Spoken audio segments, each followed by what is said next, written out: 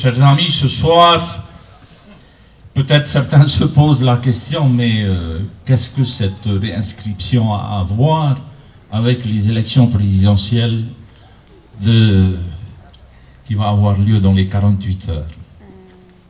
Vous savez, il y a un slogan, il y a une interrogation, on entend, on voit, on lit les journaux, on parle beaucoup de négocier des accords avec la France.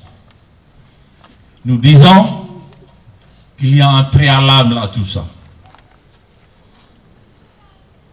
S'il y a eu les accords de Matignon, avant les accords de Matignon, il y a eu d'abord la réinscription de la Nouvelle-Calédonie sur la liste des pays à décoloniser en 1986.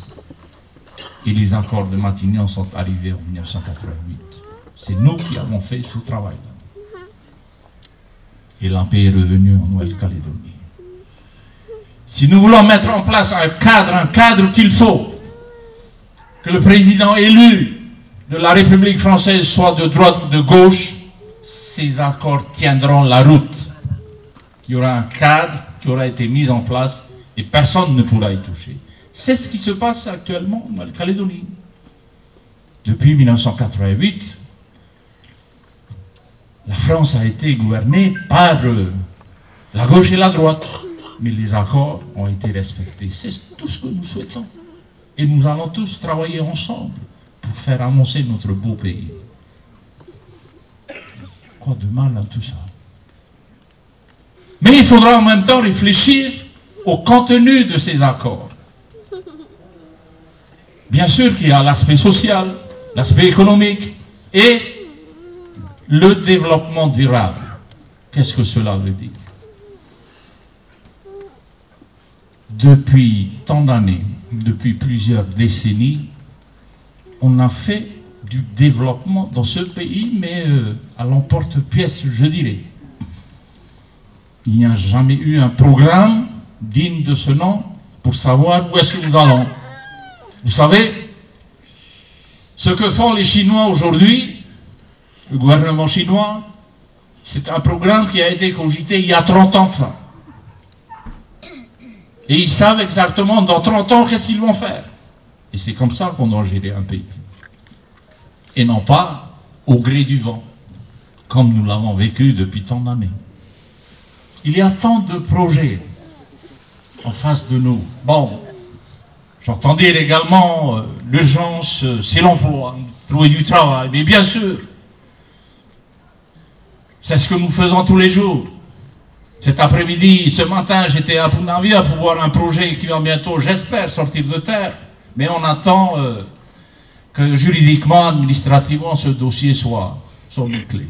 Il s'agit de construire un timeshare. Nous avons modifié les textes pour que ce projet, pour que ceux qui veulent investir, acheter ces appartements puissent le faire en toute connaissance de cause et surtout en toute liberté et tranquillité.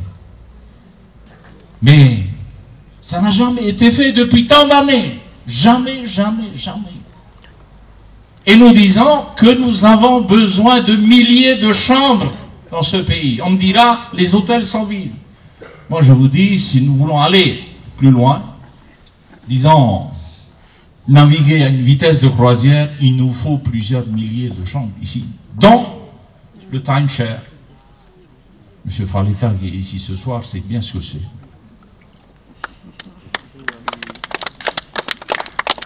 Ce soir,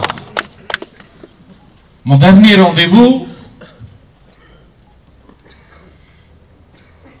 avec un Australien qui depuis 15 ans se rend à Makatea et souhaite exploiter le phosphate de Makatea.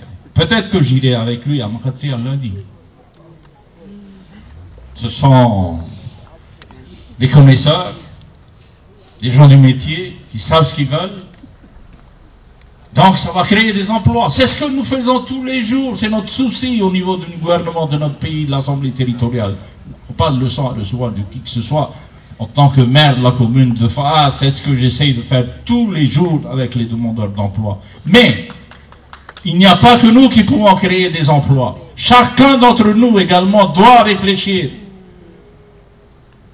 à cette fameuse phrase de John Fitzgerald Kennedy. Do not ask what your country can do for you. Rather ask what you can do for your country.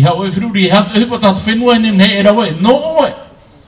A whiruri tātou te tata i te hei, e hat e hipo tātou ene ne erawe no tō tātou whenua.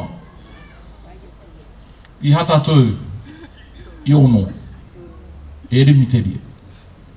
E amo, whaateren au te whenua, apora arhei, i tāna tuhu a, e tuhu at o tātou tā te nuna.